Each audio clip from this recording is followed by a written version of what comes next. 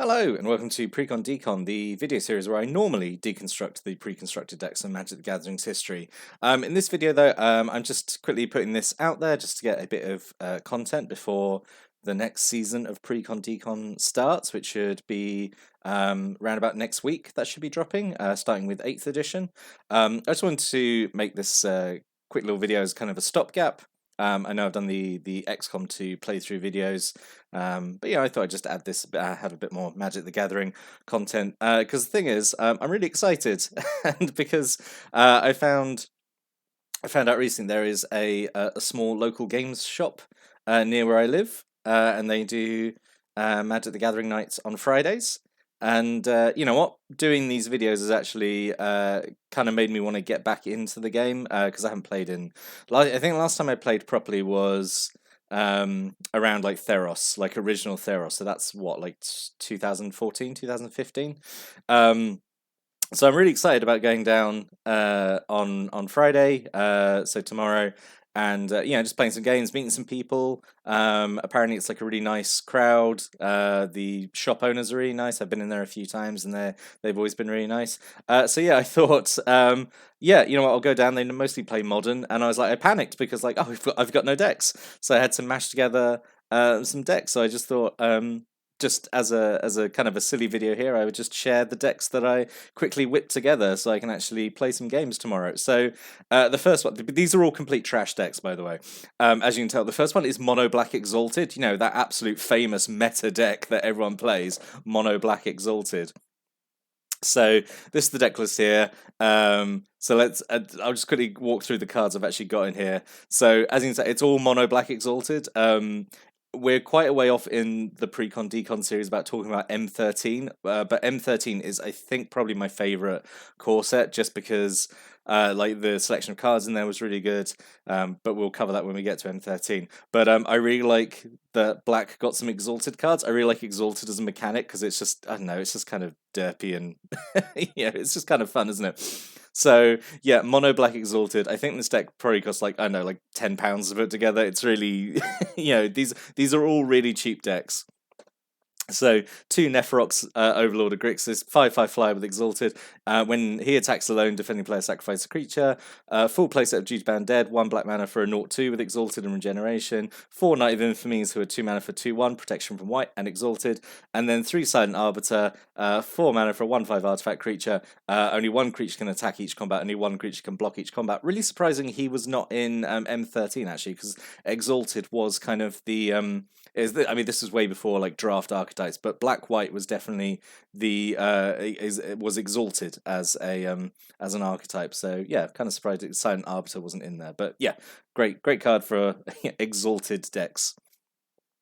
Yeah, exalted decks, if that's the thing. I mean, like I've not built a deck properly in like, I don't know, 8 years. So this is just what I mashed together, and like maybe it'll do well. We'll see. 4 Tormented Souls, just can't block, and is unblockable. 1 black mana for a 1/1. 4 Vampire Nighthawks goes really well in exalted. I think 3 mana for a 2/3 flying Death Touch and Lifelink. Really good. Really good black creature just overall, I think. 4 Disciple of Bolas, so this is a main phase 2 play. After you've attacked the creature, it's been buffed up with Exalted triggers, Disciple of Bolas, draw a bunch of cards and gain a bunch of life. Essence Harvest is the same, play it main phase 2, after you've attacked with the creature who's got all the Exalted buffs, and you get a big life swing. 4 Playset of Murder, just general like kill spell. 3 Lash Wraiths, I really like Lash Wraith.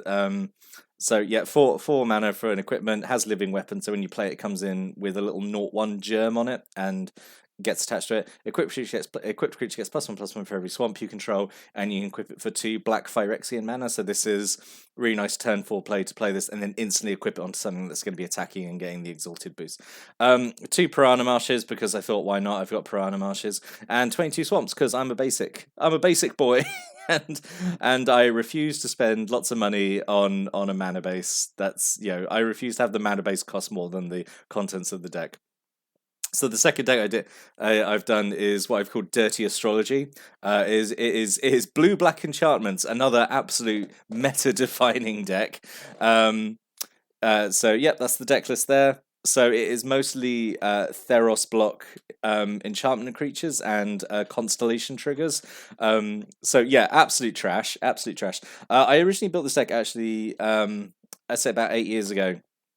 A friend and I at the time were sort of we had played Magic a lot until then. We were sort of both drifting out of it and sort of losing contact with each other. And I thought, oh, what we'll do? I saw this thing on a message board where it was like this challenge called low standards, where it's like, oh, you try and make a standard legal deck for I think. Like $15 and stuff, which to us at the time was about £10. So I was like, oh, I'm going to make a blue-black enchantment creature, enchantment matters deck for I think it was like £10 or less. I might have gone a little bit over, and yeah, I did it, which is really funny now because some of the cards in here are actually a single copy of the one of the cards is worth more than the deck, than what I originally paid for it, which is really funny. But yeah, so it's all enchantment creatures. So 4 brain maggots to control someone's hand, 4 grim guardians, who is kind of like I think the glue of the deck really. Whenever an enchantment enters the battlefield, an opponent loses a life.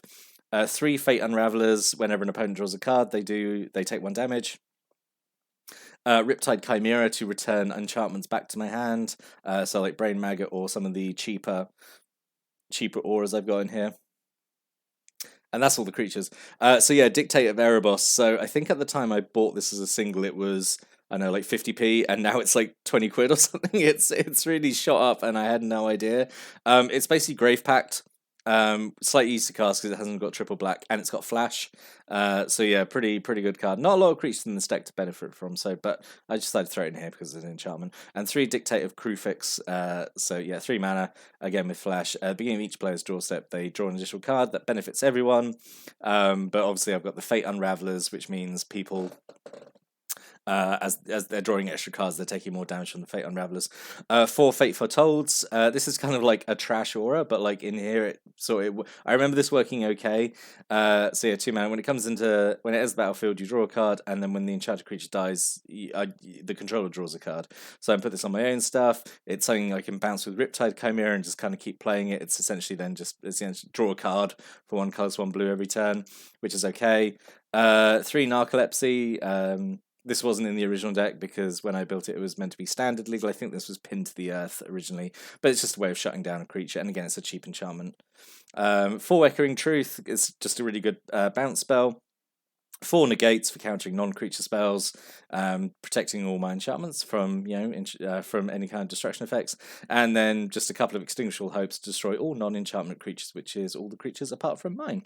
So yeah, that's the blue-black constellation deck, and then just land base here again. Very cheap, basic mana base because that's just how I refuse to pay a lot of money for a mana base. In my mind, that goes against the spirit of the game. But that's just me. If you shock lands and fetch lands and stuff, all the power to you. I personally I don't like them. I don't want to pay very high secondary market prices for what is essentially like the resource needed to play the game. I just think that speaks to it as a flaw of game design. But that's just my opinion. If you like your shocks and your jewels, go nuts, please. And then the last one I'm going to bring is this green-white flicker deck. So here, deck list here. Again, this is kind of like reconstructed from memory of a deck I used to run. So basically, it's just a bunch of enters the battlefield effects combined with flicker effects. So 3 Blade Splicers, which makes a golem when it comes into play for like really really good cheap cost. Revelarks, which gets low power creatures from graveyard back straight into play, so it's a good thing to flicker as well. 2 Stonehawk Dignitaries, so if you can repeatedly flicker this, it just locks your opponent out of having combat phases. 2 Sunblast Angel, good thing to flicker at instant speed. If someone attacks with everything, you flicker it and then you destroy all their attacked tapping creatures. I don't know. Wall of Omen, just another draw a card, so a good thing to flicker. Gale Powder Mage, I think I'm probably the only person in the world who has an appreciation for Gale Powder Mage. Whenever it attacks, you get to flicker something. And can be your own thing, could be an opponent's creature. Really like Gale Powder Mage, and also being 3/3 flyer is pretty good as well. 2 Acidic Slimes, just a utility creature, just to kill, troublesome permanents. 3 Eternal Witnesses, a good thing to flicker to get stuff back from your graveyard. Sylvan Ranger, this is kind of like the the land ramping option, obviously. Yeah, you know, another decent thing to flicker if needed. Thragtusk is obviously the flicker target because it has enters the battlefield and leaves the battlefield abilities. Old Swag Tusk, also from M13, proving M13 is the superior core set. And then 4 Cloud Shift, which is the flickering, and then 4 Path to Exile, just because Path to Exile is just a really efficient kill spell. And then 2 Conjurer's Closet, which is kind of like, I feel like this kind of obscure little gem from, what is that, Avacyn Restored? Yeah, so 5 mana artifact. At the beginning of your end step, you can just flicker a creature. So yeah, you have some repeatable effects. And then land 2 Wooded Bastion. I know I've just said like, oh, I don't really like expensive lands. I just have these because I opened them in boosters at the time. I hadn't specifically gone out to buy Wooded Bastions, or like I never really go out to specifically to buy dual lands. Like if I open them, fine. But yeah, I mean, I think I own like 2 shock lands, and I don't know any fetch lands.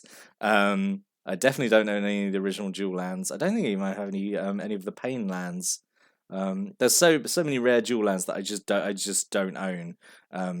Because yeah, I don't buy boosters where you would pick them up, and whenever I bought singles, I bought, you know, non-land cards, I suppose. Or like, I know when I was buying singles, I didn't have as much disposable income, so I'd see, you know, like, oh, I don't know, Steam Vents is like going for like £25. Like, I don't want to spend £100 on a playset of Steam Vents, you know. When I could be buying Warhammer models or something else, you know, I don't know. And then 2 Grey Pelt Refuge, yeah, fine, just a basic enters play tapped duel, Terminal Expanse, and then mana base there. So yeah, those are the decks I'm taking to tomorrow's Friday Night Magic at my local game shop. I have no idea how they're going to perform. I have no idea what the meta at the shop is, but yeah, hopefully I'll have a good time. See what they're like. I can obviously then adjust up or adjust down depending what the average kind of player level is there. But yeah, I'm looking forward to having fun and like using these decks and probably giving some people some easy wins. But yeah, hope you enjoyed this little video. As I say, Precon Decon will be back in about a week and a bit. I think December 4th is when I've planned to release the 8th edition one.